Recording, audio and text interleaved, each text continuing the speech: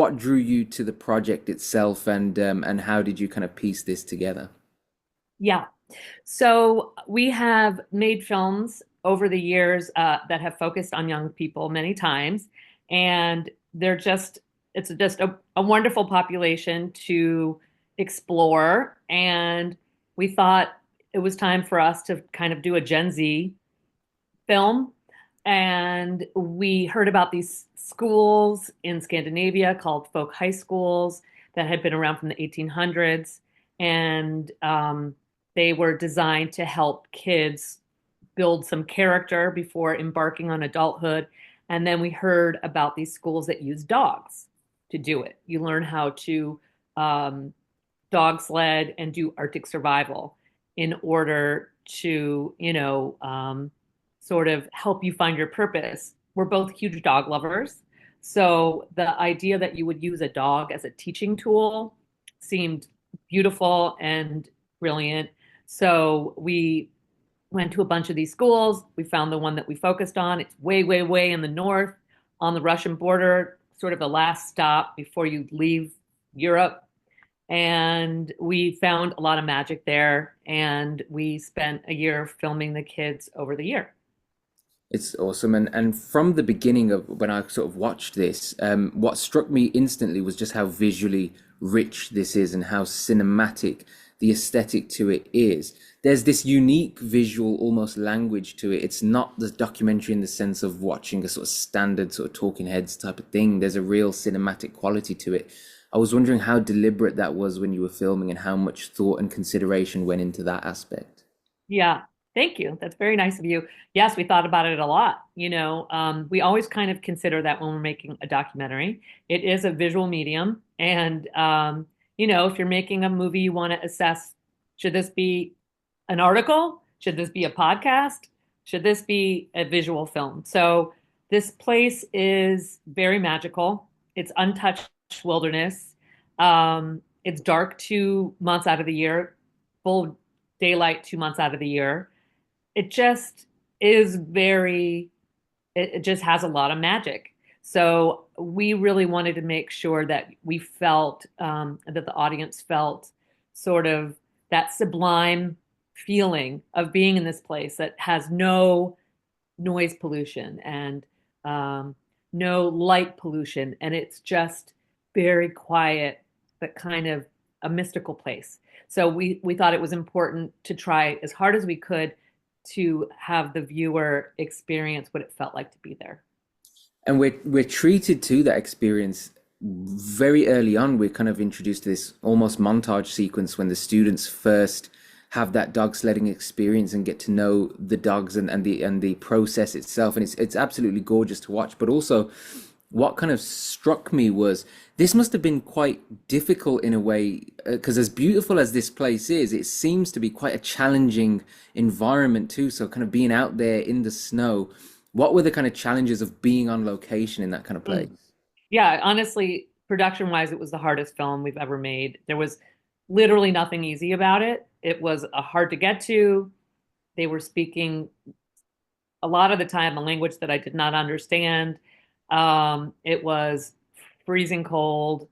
Um, the Gen Z thing was very complicated. These are a group of kids that actually wasn't crazy. They weren't crazy about being filmed, unlike American kids who do like being filmed more generally. Um, there was literally nothing easy about it. It takes 2 days to get there, but there was a real collaborative spirit with us and our fully Norwegian crew.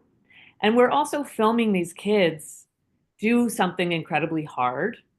And we were also doing something incredibly hard. So I think, I don't know, it kind of like was bonding with everyone that we were all on this massive adventure that basically was just a reminder to us all the time that you can do hard things. We can all do hard things. We are all more hardy and have more endurance than we give ourselves credit for and that we're asked to do.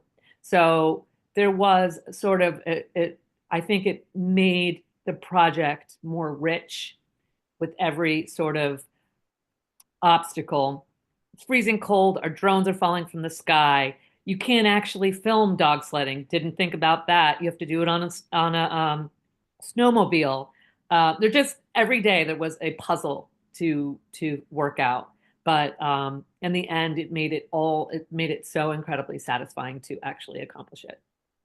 And I think that closeness that you build through solving those puzzles and dealing with those challenges, I think it shows most in the finished product when the kids themselves are speaking and they open up about their struggles and the difficulties that they've endured and stuff. And I think there's a beautiful kind of focus on the impact of their circumstances rather than whatever may have or may not have led them into particular situations. But it really comes across very emotionally rich. And I was wondering, and I suppose this is kind of a two-part question, but firstly, how do you kind of make the decisions on what to include and what you feel is important to the narrative when you're dealing with real life subject matter? And also, how has that process as a filmmaker for yourself evolved over time?